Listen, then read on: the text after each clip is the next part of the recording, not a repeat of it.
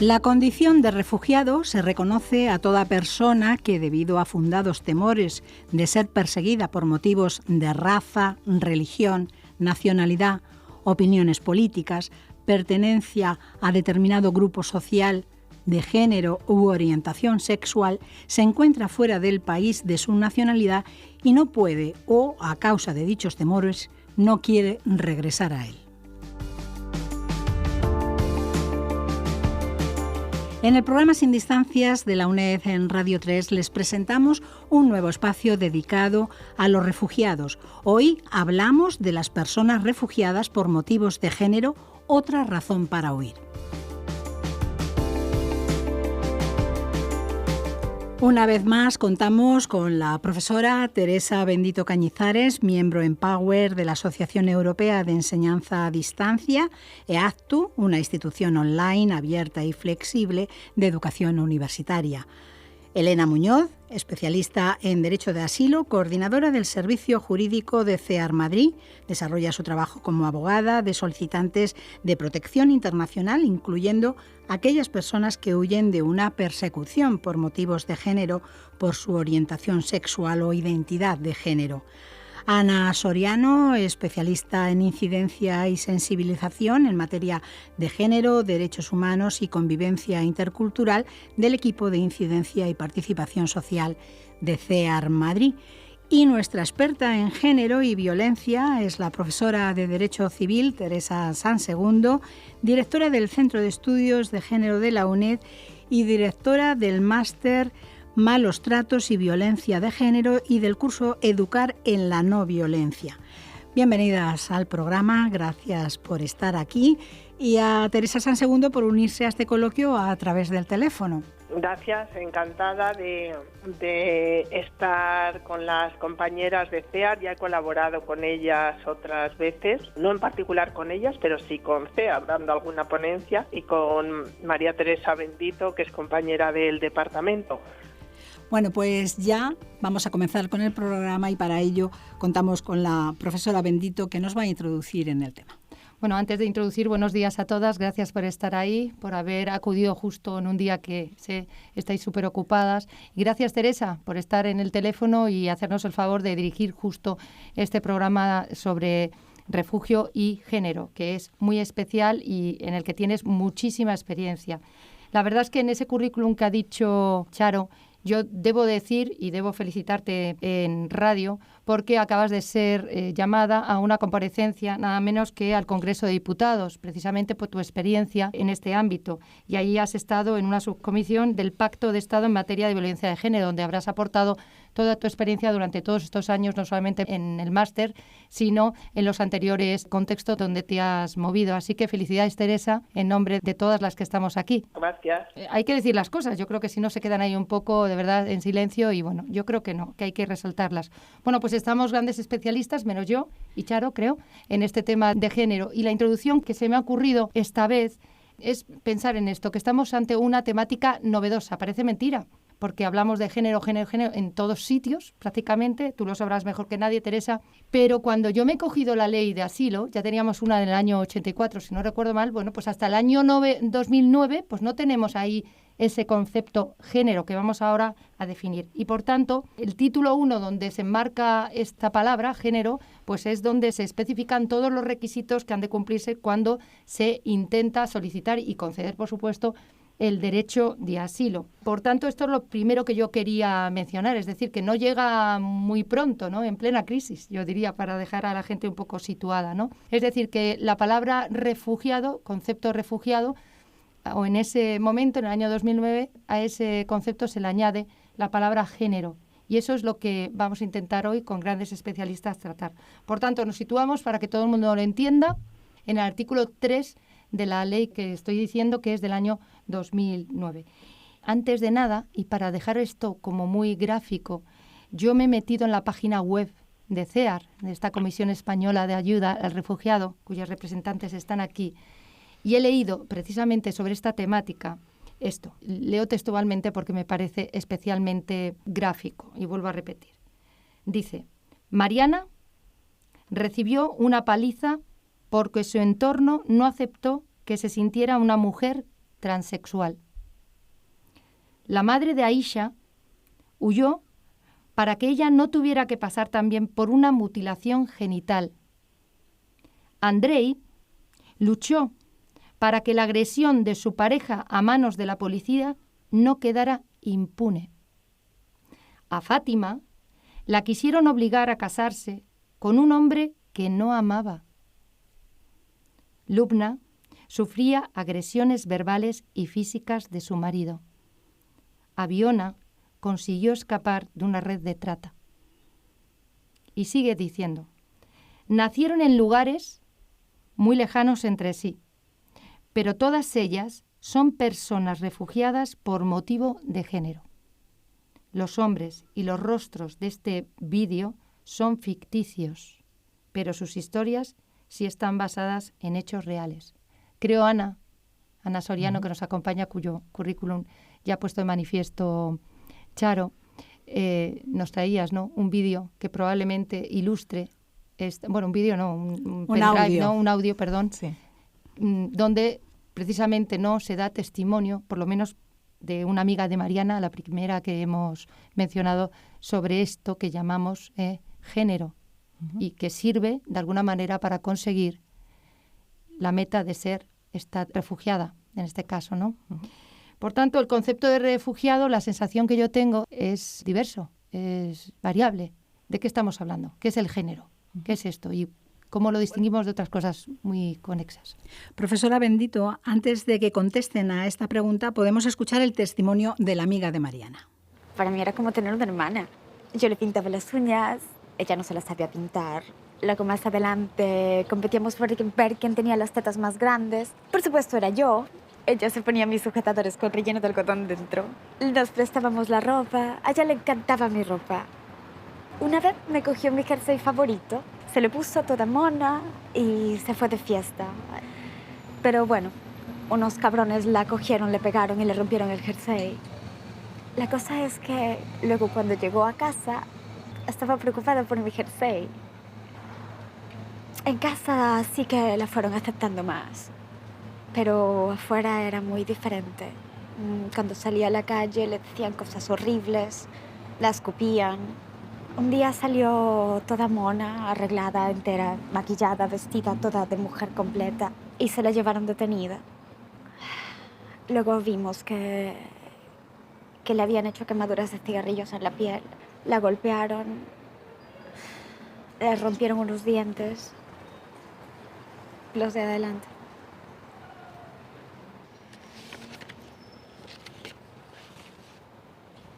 Esta es Mariana.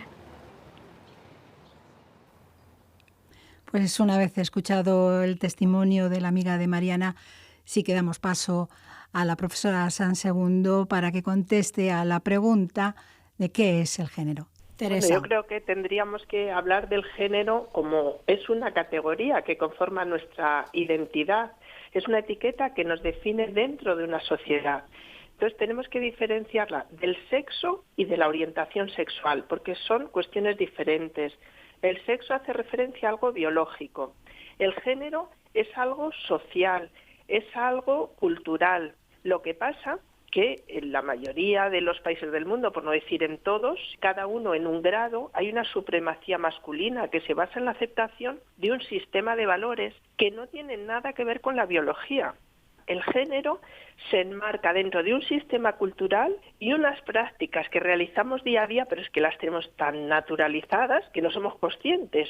Parte de la feminidad, esto no es biología, es nuestro porte, cómo vamos vestidas, cómo nos maquillamos, la postura. El lenguaje de las mujeres es diferente, los términos que utilizamos al de los hombres, la forma de sentarnos, la forma de actuar.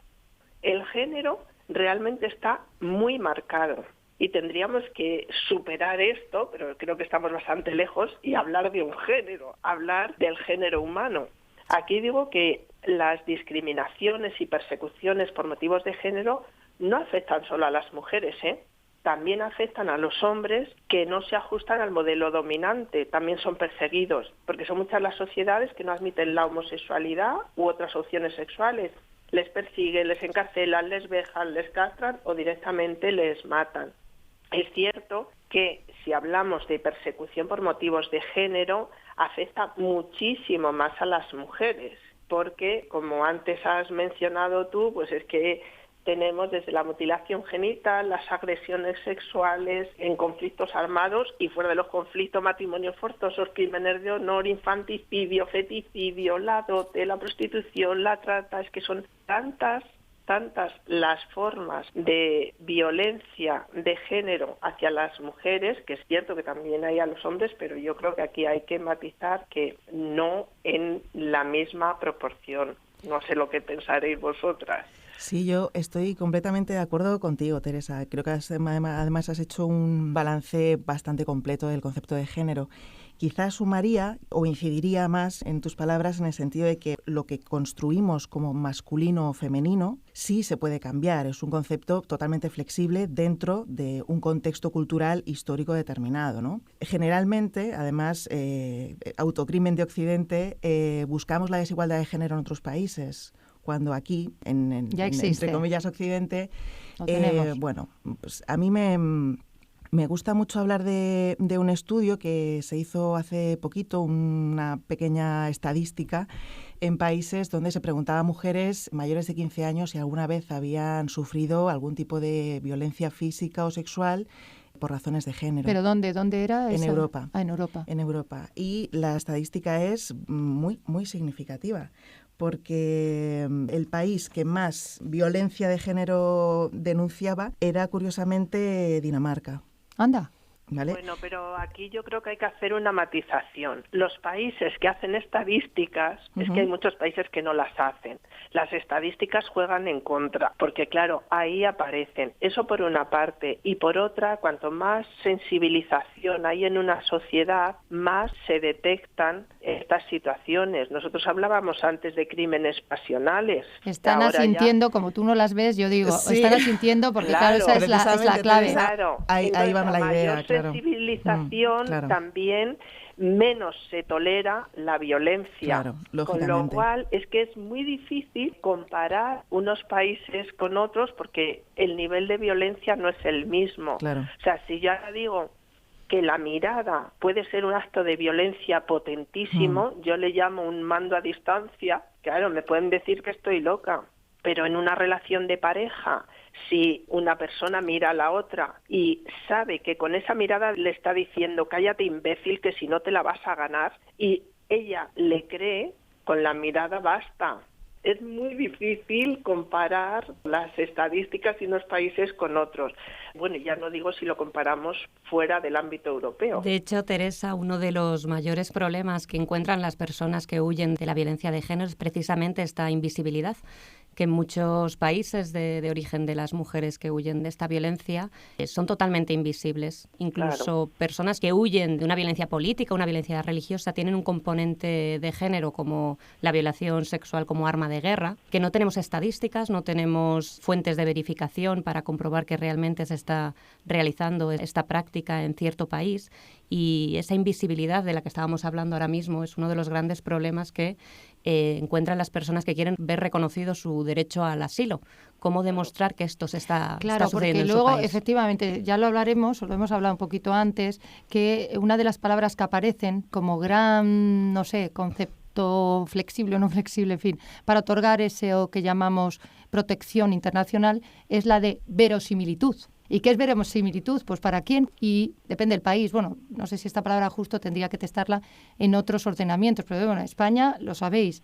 Y esto lo estáis como CEAR, que acompaña hasta que llega a España y tiene que, por lo menos, escribir el motivo de la persona que llega, pues si es un invisible y no confía en nosotros y además, en fin, eso lo podréis... ¿no? Exactamente. El primer elemento de verosimilitud en una solicitud de protección internacional es el relato de la persona, y en muchos casos la propia, en este caso, mujer víctima de violencia de género o hombre también víctima de, como hemos dicho, que también pueden ser víctimas de violencia por motivos de género, muchas veces no es consciente o no es capaz de verbalizar esa violencia. O sea, el primer problema que nos vamos a encontrar siempre va a ser la capacidad o la posibilidad de que la persona víctima de violencia de género pueda relatar su historia. Entre otras razones porque no son siquiera conscientes de que eso pueda ser no motivo, pero sí algo que se une al motivo, ¿no?, de la huida, eso, para que se le conceda. Esa propia invisibilidad la sufre la propia víctima. Yo me he encontrado en muchos casos con el conflicto de Ucrania, que la persona que tenía delante me relataba una situación de conflicto armado en su país, pero luego preguntándole más sobre su situación y por qué sale en ese momento y por qué sale ella sola y no sale con su marido, que me relataba que también estaba en su país con ella,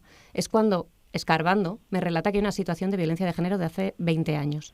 Yo ahí le informé, esto es un motivo también para hacer una solicitud de protección internacional, y ella me decía, yo no lo sabía, yo pensaba que solo se podía solicitar asilo por motivos de guerra, y por eso estos programas de radio pues son una oportunidad para dar a conocer esa realidad variable que has comentado antes, que es el Estatuto de Refugiado, la protección internacional. No solo son motivos de guerra, no solo son motivos políticos, sino que los motivos de género es un motivo bastante importante que, como bien has dicho, es a partir de 2009 cuando lo recoge la ley, pero ya anteriormente, antes de la ley de 2009, sí que se iba reconociendo como una práctica administrativa y jurisprudencial, sobre todo fue la jurisprudencia de la Audiencia Nacional del Tribunal Supremo la que abrió esta vía de reconocer refugiados por motivos de género. ¿Y en otros países cómo fue el asunto? Porque si nosotros tenemos a partir de 2009, ¿cómo introducen por lo menos el género como posible, no motivo? Ya es que no sé cómo expresarlo, tú me lo dirás. Claro, lo que dice nuestra ley, la ley de 2009, la que has mencionado antes, es que dentro de el quinto motivo clásico de la Convención de Ginebra para conceder el Estatuto de Refugiado, que es por ser perseguido por pertenecer a un grupo social determinado, se incluye motivos de género, como mujer perseguida por mutilación genital femenina, mujer perseguida por ser víctima de trata, es decir, se te debería introducir en ese motivo de grupo social determinado, igual que la orientación sexual y la identidad de género también se puede introducir así. De hecho, España es uno de los pocos países que lo recoge expresamente a eso me refería, en la ley, pero sí que el resto de países también hace el reconocimiento del Estatuto de Refugiado, aunque no esté expresamente reconocido en la ley como ese motivo, pero sí lo incluyen normalmente a través de grupo social determinado. Ya tenemos una persona que viene y con más o menos confianza y como actual letrado sobre todo, y me imagino que también la Policía Nacional, pues llega a la conclusión y lo mete en ese formulario que esa persona sufre por violencia de género en el país de origen. Entonces, bueno, pues ahora ya, pues como la otra vez hablamos del procedimiento, bueno, pues ahora hay que seguir la historia. Vamos a ver cuál es el efecto o hasta dónde puede llegar eso de motivo, ¿no? Huida por género. ¿Qué es lo que le damos? Al final, ¿qué consigue? Un estatus de refugiado, la protección subsidiaria, de la que hablábamos el otro día. Vamos a recordar estos dos conceptos. El Estatuto de Refugiado sería para aquellas personas que huyen de una persecución política, religiosa, étnica, de nacionalidad, por ser miembro de un grupo social determinado, donde incluimos violencia de género, orientación sexual, identidad de género, y debido a esta persecución no pueden volver a su país o no quieren volver a su país porque no les pueden proteger. Tiene que haber una desprotección también del Estado. Esta parte es muy importante en las solicitudes de asilo por motivos de género, porque normalmente el agente perseguidor, que decimos los juristas especialistas en asilo, es un agente tercero, es decir, no es el Estado el que persigue a la mujer víctima de violencia de género o a la persona LGBTI que está siendo perseguida. Normalmente es o un miembro de su familia, sus vecinos, la sociedad. En estos casos es muy importante poder acreditar indiciariamente siempre la falta de protección del Estado, que el Estado, las autoridades de tu país no te protegen. Esto sería el concepto de Estatuto de Refugiado. En cuanto al concepto de protección subsidiaria, sería para aquellas personas que no cumplen estos requisitos de refugiado, pero que si regresan a su país hay un riesgo de que sean torturados, de que sean condenados a pena de muerte, o ya se ha producido esa condena y el riesgo es la ejecución de la condena, o que sufran una violación de sus derechos humanos en un contexto de conflicto armado. A mí, conceptualmente y en mi práctica diaria, me parece muy difícil que una persona pueda ser beneficiaria de protección subsidiaria y que no cumpla los requisitos de Estatuto de Refugiado. A mí también. Realmente es muy difícil, porque yo casi siempre, todas las personas que me encuentro, cuando te hablan de que vienen de un conflicto armado, pues siempre hay detrás un elemento de género, un elemento de grupo étnico, un elemento político. Entonces es bastante complicado. Al final, en la práctica administrativa, lo que está haciendo la Oficina de Asilo y Refugio es reconocer la protección subsidiaria un poco en bloque. Es decir, pues todas las personas que huyen de un conflicto armado, como podría ser el de Siria, se les está reconociendo protección subsidiaria. Y por tanto tenemos un número muy alto de concesiones de protección subsidiaria que realmente a lo mejor tenían que ser estatutos de refugiado, porque en esa mujer que huye de una violencia de género, pero que viene de Siria, se le va a reconocer probablemente protección subsidiaria y no estatuto de refugiado. Y otra realidad que nos estamos encontrando bastante es que precisamente por esa invisibilidad, familias enteras que vienen aquí luego reproducen esa situación de violencia de género una vez en España. Y a nivel de acogida y de intervención social, aquí una vez que están en España como país de acogida, pues supone unas dificultades extras. Con lo cual llegamos a la conclusión, quizá, y eso nos pueda decir algo Ana, que no estamos ante un derecho que se conceda y nos olvidemos, es decir, no hay una temporalidad en esa concesión, sean los 6 meses que hablábamos antes en ese procedimiento de concesión, ¿no?, de la solicitud de estatuto de refugiado de la otra protección, y por tanto hay que seguir haciendo esfuerzos para conseguir que esa persona pueda poner en equilibrio, ¿no? No sé cómo expresarlo, lo que ha sufrido, es decir, para que se detenga, para que eso no vuelva a suceder y no se repita en España. Sí, muchas mujeres vienen con una fuerte carga de estrés postraumático después de haber vivido situaciones de conflicto generalizado en países como Siria, por ejemplo, pero también vienen de guerras que son contra ellas por el hecho de ser mujeres.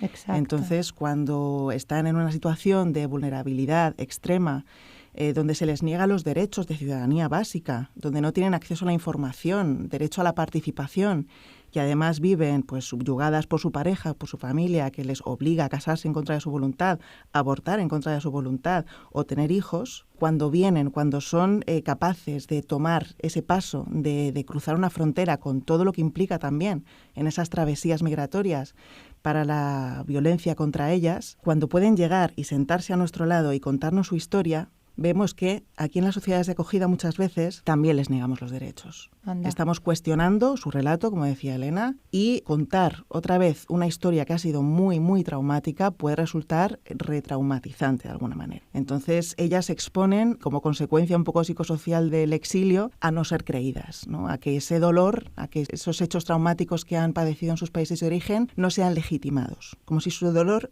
digamos, que no sirviera o que no fuera susceptible de protección internacional. Además, en las sociedades de acogida muchas veces, pues se da esa situación tan paradójica de que, pues en el caso, por ejemplo, de las mujeres musulmanas o de las niñas, que ahora nos toca escolarizar una vez que están en pleno proceso administrativo de solicitud de protección internacional, estas niñas van a un colegio, pero ¿qué sucede? Que, por ejemplo, en Madrid, pues no hay aulas de enlace suficientes para estas niñas y estos niños que vienen de fuera a mitad del curso, una situación muy determinada, ¿no?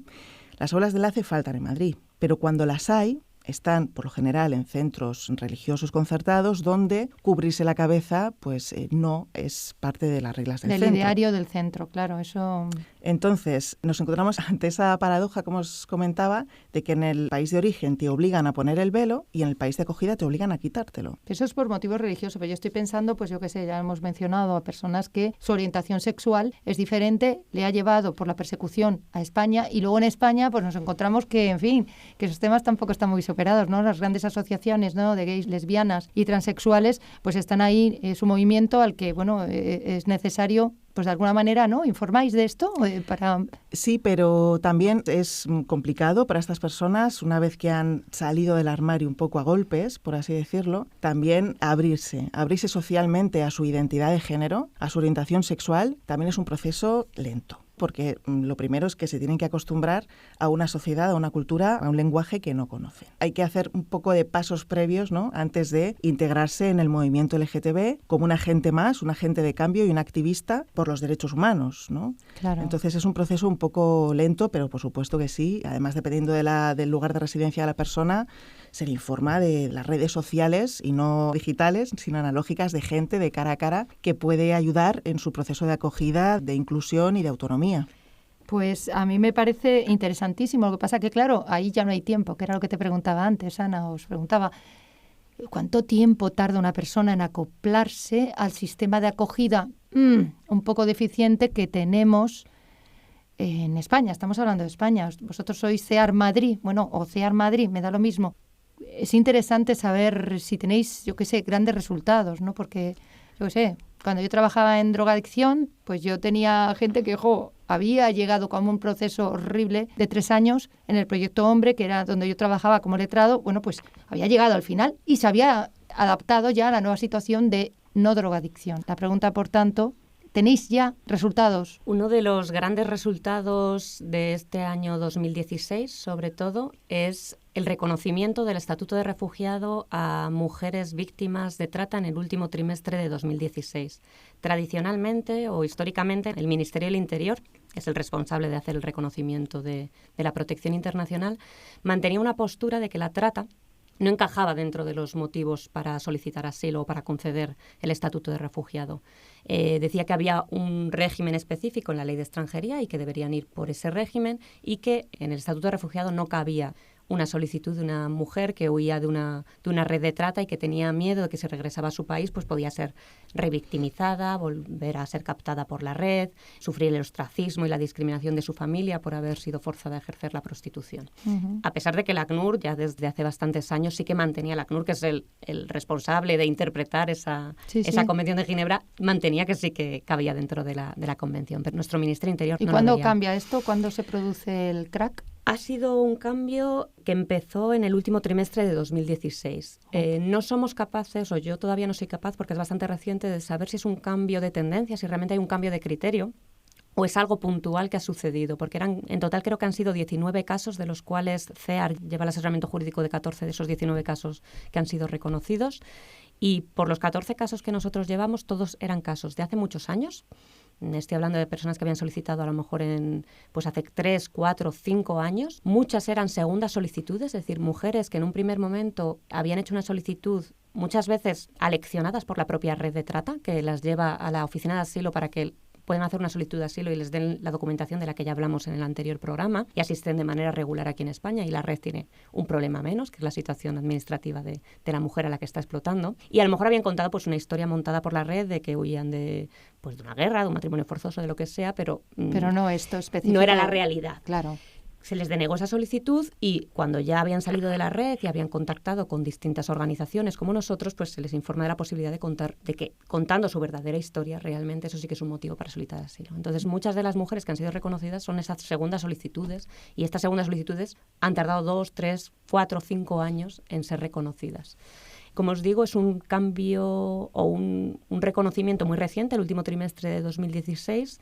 En 2017 todavía no ha vuelto a haber otro reconocimiento de estas características. Nosotros esperamos que realmente sea un cambio de criterio y que por fin España se acople a los requisitos internacionales en cuanto a persecución por motivos de género y específicamente de trata, y es uno de los grandes pasos que hemos podido dar este 2016. ¿Se puede decir entonces que España se vuelve más acogedora en ese sentido? Mira, ya me estáis poniendo cara de que no. Me imagino que, hombre, si ya hay un principio, aunque el movimiento sea ahora, me imagino que todo esto subyacerá por pensar que los grandes movimientos de estas orientaciones de sexo, bueno, pues han ido directamente al Ministerio a proclamar que, primero, esto tiene que parar, por lo menos en cuanto a trata de seres humanos, ¿no? Y en el ámbito digo yo, no sé, porque si no, a cuento de que el cambio de criterio y empezar ahora una nueva etapa que tú auguras que puede ser fructífera. No soy capaz de decir si realmente hay un cambio de criterio o no, o era más una presión de que estos casos llevan mucho tiempo esperando y hay que darle ya una respuesta, porque desde las instituciones europeas ya se había dado bastantes toques de atención a España por lo que llaman el stock, es decir, los casos que llevan muchos años esperando. Como dijimos en el anterior programa, se supone que en 6 meses deberían dar una respuesta. Estos plazos casi siempre se los superan, y en estos casos que os estoy comentando, pues llevaban años. Entonces, no sé si es tanto la necesidad de sacar esos casos que llevan muchos años esperando o un cambio de criterio, ¿no? Yo veo algunas luces de esperanzas, pero no soy tan optimista como tú. Sí que es verdad que, por ejemplo, con temas de orientación sexual, cuando la intervención de las organizaciones especializadas LGBTI, de apoyo al colectivo LGBTI, es bastante importante, tanto en formación específica que ha dado a los funcionarios de la Oficina de Asilo y Refugio para hacer la valoración de la credibilidad de las solicitudes de asilo de personas LGBTI, como en el apoyo que pueden dar al expediente administrativo. Es decir, pues quizá es eso, ¿no? Que, no sé, cuando te decía subyace, pues bueno, que es que hay realmente una educación en eso de aquellos funcionarios que se ocupan, ¿no?, finalmente la OAR, de dar un sí o un no a una solicitud, ¿no?, a la concesión de este estatuto. Con lo cual, bueno, pues no es que sea optimista, sino que, bueno, seguramente no va tan deprisa como vosotros estáis detectando, ¿no? Y por tanto, con lo cual educación de la que hablaremos en otros programas, ¿no? Y además Teresa Sansegundo precisamente tiene también ella un programa sobre la educación en no violencia, ¿no, Teresa? Claro, porque realmente creo que Es que tenemos que trabajar en muchas bandas a la vez. La única definitiva es la educación. Lo demás son parches, pero parches que tenemos que seguir aplicando constantemente. Y en ese curso sí se trata de la no violencia a todos los niveles, sobre todo en infancia y juventud, pero tanto en la familia, en los centros educativos, el acoso, el bullying, los abusos sexuales, trabajamos todo eso. Pues yo, ya que me habéis dado la palabra, quería volver, si me permitís, a los conflictos armados, porque hemos pasado de puntillas sin diferenciar cómo opera ahí el género, porque el papel de las mujeres habría que verlo antes del conflicto, durante, cómo trabajan y cómo se las utiliza, y después para la reconstrucción social. Pero sobre todo en las agresiones sexuales, que las ha habido siempre, son muy diferentes la función de las agresiones sexuales a los varones y a las mujeres. Siempre ha habido, y incluso se las ha dado como botín de guerra, y todo esto además muy justificado, pues por ejemplo por Francisco de Vitoria, que decía que no hay que hacerlo y hay que respetar a los inocentes, entre los que se incluían las mujeres, pero si la necesidad lo pide, no es ilícito el otorgarle, que violaran los soldados. Pero si nos venimos a la actualidad, ¿qué pasa cuando se ejerce violencia contra las mujeres? Me estoy refiriendo a estas violencias masivas, a estas violaciones como arma de guerra. Se está castigando también a los varones. O sea, a las mujeres se las viola no solo para violarlas a ellas, sino para castigar a los varones porque son propiedad de ellos. Mientras que la violación a los varones no tiene el mismo sentido, no opera a la inversa, aunque también la padezcan. Cuando se viola a un hombre es para quebrarle emocionalmente a través del miedo a no ser un auténtico hombre. Y cada vez que estas violaciones a mujeres producen unos daños a corto y largo plazo indescriptibles. Destruyen los lazos que las ligan a sus comunidades, porque se las estigmatiza, no las quieren. Ellas se rechazan a sí mismas. Es muy fuerte llevar un ser en el vientre producto de una violación del enemigo. Pero encima se sienten culpables muchas veces por no haber podido resistir la violación, por haber sobrevivido. Entonces creo que esto también hay que tenerlo en cuenta, porque es que son ataques conscientes, generalizados y sistemáticos contra una población. Entonces es cierto que se da todo esto, pero es que luego, si seguimos a estas mujeres, van a tener violaciones también durante el camino, cuando llegan también, pero es que el problema es esta violación sistemática tan salvaje de los derechos humanos de las mujeres se ve como un daño colateral y se le otorga una importancia menor. No hay ninguna política estatal que realmente aborde el estigma que supone ser reconocida como víctima de una violación sexual, pero encima del enemigo, y encima que se quede con un hijo del enemigo. Y es cierto que ha existido siempre y que no se habla de esto. Por ejemplo, hubo 200.000 bebés, 200.000, fruto de violaciones de los aliados, especialmente soviéticos, entre el año 45 y 46, es decir, después de acabada la Segunda Guerra Mundial. Yo he querido incidir en esto porque realmente no es lo mismo. O sea, sí, hay refugiados por causas políticas, por causas religiosas, pero además las mujeres llevamos un plus añadido brutal. Y solo estoy hablando de la parte de agresiones sexuales colectivas. Aparte puede tener su ración particular dentro de su familia. Teresa, tenemos que ir terminando y quiero darles la palabra también de nuevo a Elena Muñoz, la coordinadora del Servicio Jurídico de CEAR Madrid, y también a Ana Soriano para ir cerrando este tema. Sí, precisamente, Teresa, muchos de los casos que atendemos viven esta realidad. Han visto su cuerpo o han sufrido en su propio cuerpo las violaciones como arma de guerra. Claro. Y, como bien has comentado, luego durante el trayecto también han sufrido violaciones o han caído en una red de víctimas de trata o han sido explotadas sexualmente. Es decir, hay violaciones en el origen, hay violaciones en el trayecto. La dificultad que tiene una mujer, la dificultad extra que tiene una mujer para llegar a territorio, en este caso español, que es donde puede hacer la solicitud de asilo, que son dificultades más allá de las que presenta un hombre, y luego las dificultades que encuentra una vez que llega a España como sociedad de acogida para haber reconocido sus derechos. Es decir, hay violaciones origen, el trayecto, y aquí no siempre estamos dando una respuesta acorde a sus necesidades específicas. Ana Soriano. Pues un poco por poner un caso muy particular, muy brevemente a las palabras de Teresa, efectivamente la violación como arma de guerra es un elemento más en la persecución por género. Pero sí quería hablar brevemente de la República Democrática del Congo, ya que Naciones Unidas considera este país el centro mundial de la violencia contra las mujeres y precisamente, dado temas de violaciones como arma de guerra, se condena, como tú bien decías, Teresa, a las comunidades a través de la violación a las mujeres como castigo a esas comunidades. Más de 1.000 mujeres al día son víctimas de la violación en la República Democrática del Congo en un conflicto que es el más sangriento desde la Segunda Guerra Mundial.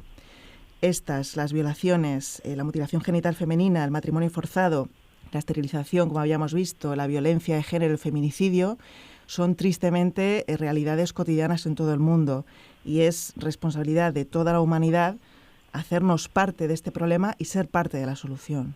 ¿Yo puedo aportar algo? Ya no me dejáis, porque la verdad es que... Tenemos que terminar, Teresa, pero bueno, pues la última supuesto, palabra. Antes de daros las gracias, solo un apunte. Como decíamos en el otro programa, que es un poco más genérico que estas mujeres, si vuelven, ya sabemos lo que va a pasar. Lo habéis descrito perfectamente. Van a ser castigadas, incluso ellos se autosugestionan que lo han hecho mal o no se han defendido, en fin, estas cosas que nos pasa a todos en cualquier situación de estrés. Pero si se quedan es, como habéis dicho, nuestra responsabilidad. Y segundo, dentro de nuestra responsabilidad, como hablábamos en los otros programas, la educación a estas mujeres de que tienen derechos, de no dejarles en la inconsciencia, bien de que vienen con un marido, las va a seguir maltratando, bien sin marido, pero no han contado suficientemente la historia y siguen en la trata, etcétera, etcétera. Quiero decir que la educación a estas mujeres en específico, no solamente a los que ya hemos comentado dentro del Ministerio, en la OAR, para que den esa cauce, el visto bueno a esa solicitud, ¿no?, de protección internacional, ¿no?, sino es que hay que educarlas, y educarlas no solamente ya consiguiendo un título, es decir, la adaptación a España, como cualquier otro país de la Unión Europea, tiene que ser prioritario. Ya no es tiempo de repetirme. Gracias, ha sido un lujo teneros como siempre aquí, CEAR Madrid, y bueno, pues seguiremos trabajando, aunque sea desde la radio, UNED, o con Charo, o en tele, o... Pues seguiremos trabajando desde este medio y con su colaboración para sensibilizar a la sociedad y dar a conocer los procedimientos de acogida para obtener el estatuto de refugiado y exponer los diferentes motivos por los que las personas se ven urgidas a salir de sus países, como las que sufren persecución por motivos de género, como hemos escuchado hoy. Gracias a Elena Muñoz y a Ana Soriano de CEAR Madrid, a Teresa Sansegundo, directora del Centro de Estudios de Género de la UNED, y a Teresa Bendito, profesora de Derecho Civil, por esta propuesta de programa sobre los refugiados tan interesante. A las 4, muchas gracias por este tiempo que nos han dedicado. Gracias. Gracias.